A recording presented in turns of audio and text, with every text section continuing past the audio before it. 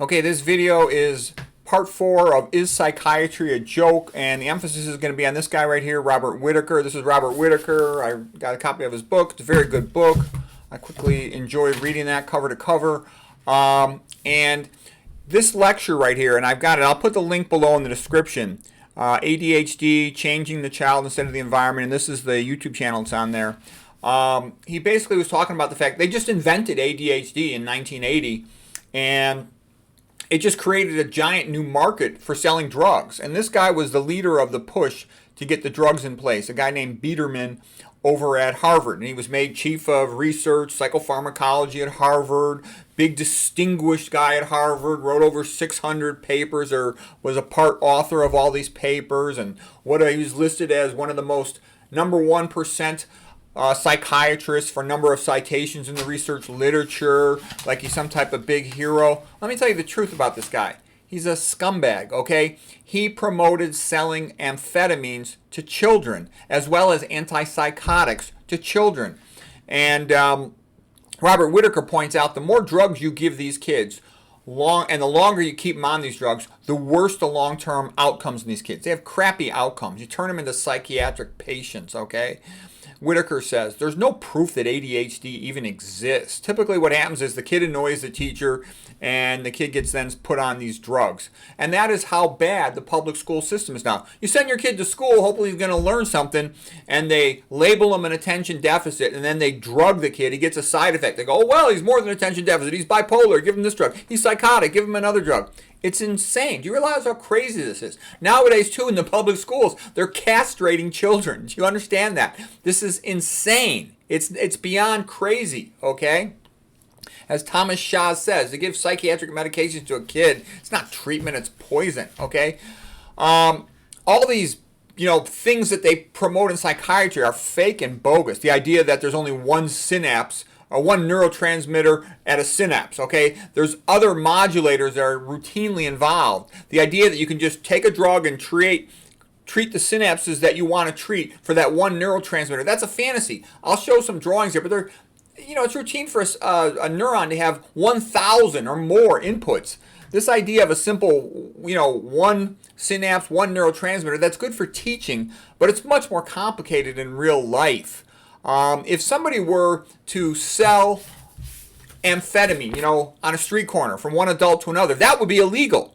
But with these, atheistic jerks at Harvard, they make it legal to sell amphetamines to a child. Okay? That's insane. And people need to speak up. You should not respect them. The Harvard doctors do not deserve your respect. They are evil and bad. I am telling you that. Their pediatric psychiatrists are evil and bad. They do not deserve your respect. You endanger a child when you put them in front of these people, okay? They're paid to sell drugs. And this guy Biederman, I think, is a classic example.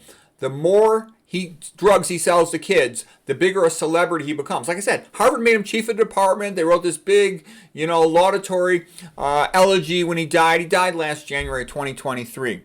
And what an evil guy this was. He devoted his life to selling as many possible drugs to kids. He was investigated for receiving over $1 million from these different drug companies. He was getting money in one form or another from over 24 drug companies.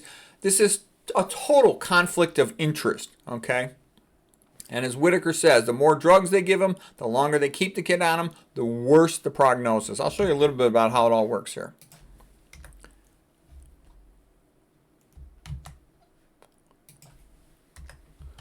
Okay, now here's this Biederman guy, and he's called the father of pediatric psychopharmacology. How about a scumbag who deals drugs to children? An evil scumbag, okay? And then this is all the, and of course, despite all this, Harvard kept him on. Yeah, because he's bringing in millions and millions of dollars. 40-fold increase in, American kids getting labeled as having bipolar after his paper claimed that was a legitimate diagnosis. He basically made it respectable to sell amphetamines, antipsychotics, and other very powerful drugs to children. So he created all these markets, And that's why I tell these people, all these stupid people, you think the healthcare system is your friend? No, it hates your gut. You're just a peasant, serf, useless eater, and they want to get as much money as they can. They don't even care if you die. In Canada now, Canada is a little bit far ahead of the United States. They got something called MAID. That's like medical assistance in dying. And they're letting, Kids, children commit suicide. They go, sure, sure, sure, suicide's reasonable. And they have medical assisted suicide for children. It's insane. Do you get this? This is an attempt, to depopulate, okay, to lower the population numbers. Do you get this? Okay? Do not think they are your friend. They are not your friend. It's an important thing in life to know who your friend is and who's not your friend, okay? Somebody who does this to children is not a friend of mankind, all right? All right, so here's a typical neuron. Here's the cell body up here where the nucleus is. These are the dendrites. They receive the incoming signals. If the cell becomes activated, it'll fire an action potential, travels from the axon hillock at the beginning of the axon down to the axon terminal, the synaptic terminal. Neurotransmitter then will travel from the cytoplasm to the synaptic cleft, release its neurotransmitter that'll exert an effect on the postsynaptic neuron. That's a standard way to show a simplified diagram of a neuron. Okay, here's a little bit of how it works in real life. You have here, let's say, a serotonin synapse.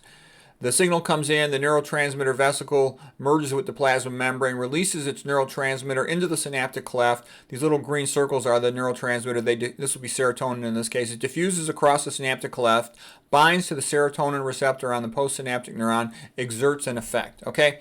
Then the neurotransmitter is cleared from the synapse by reuptake. Okay?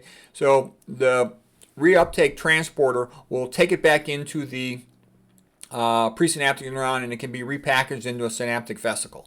All right, so now let's say you give one of these medications like an SSRI, serotonin selective reuptake inhibitor. That would be like things like Prozac, sertraline, there's a whole bunch of other similar ones, trazodone, etc.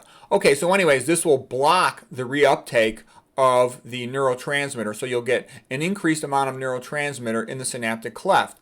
Now, theoretically, you say, well, shouldn't that increase the effect? And serotonin improves mood, so shouldn't that be a good thing? But it's way more complicated than that. And what you're doing now, and Whitaker points this out, you don't just have a little bit more. You don't know how much more you have, and you have an abnormally high concentration accumulating within the synapse. Okay, so that's pathologic. That's actually not physiologic, and it's not even a real treatment. What happens now is these neurons will make compensatory adaptations. For example, the postsynaptic neuron, let's say it previously had 1, 2, 3, 4, 5 receptors. Maybe it'll downregulate and only have one receptor for the serotonin. So it's gonna fight the drug, okay? And then the presynaptic membrane, and previously only had, we drew one in this case here, reuptake transporter for the serotonin.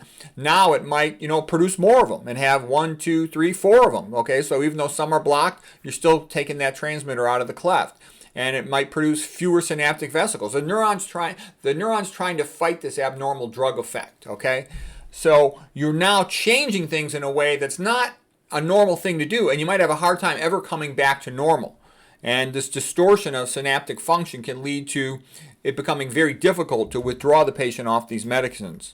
Okay, Bregan was kind of famous for working out ways to get better results with withdrawing medicines from these psych drugs. Okay, so now here, what I'm showing you is a little bit more about the complexity of a synapse. It's not just, let's say, glutamate going to the postsynaptic neuron. A lot of times there's a whole bunch of modulating synapses. It's more like a complex orchestra, a symphony. So you can't just handle this with one drug. And now it's been shown over and over again that this whole serotonin thing was a big bogus lie.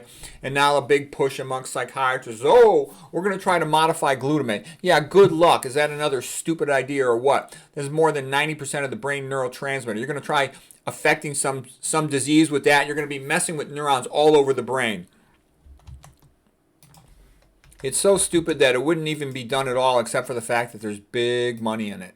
It's big money in it, and psych patients are considered a bunch of lowlifes with no voice for themselves to defend themselves or protect themselves.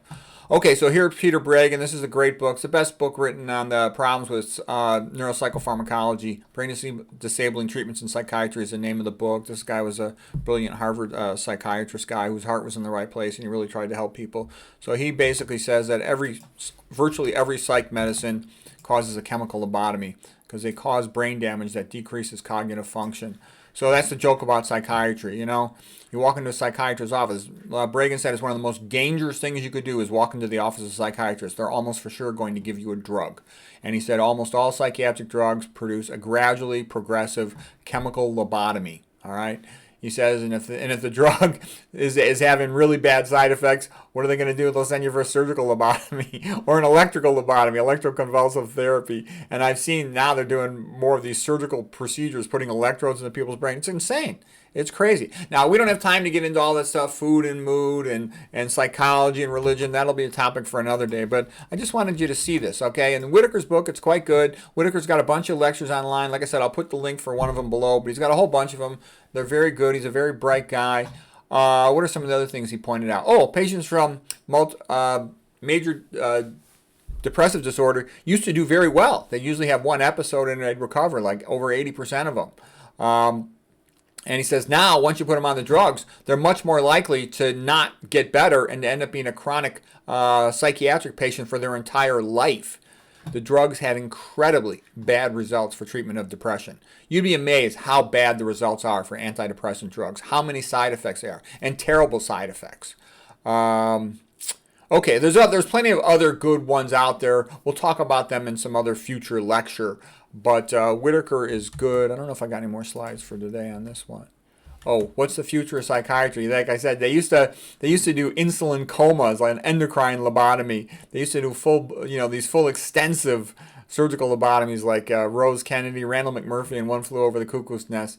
The whole thing is crazy. It's so bad. And like I said, that's why people say, oh, I want medicine to be based on science. And they think that's an intelligent thing to say. The truth of the matter is if you don't have a biblical worldview where man is created in the image of God, he just becomes a talking monkey with no rights and he gets exploited. And almost everything you hear about in science is really just advertising. It's just advertising to make money. And that's why medicine could never reform itself unless it has Christian ethics.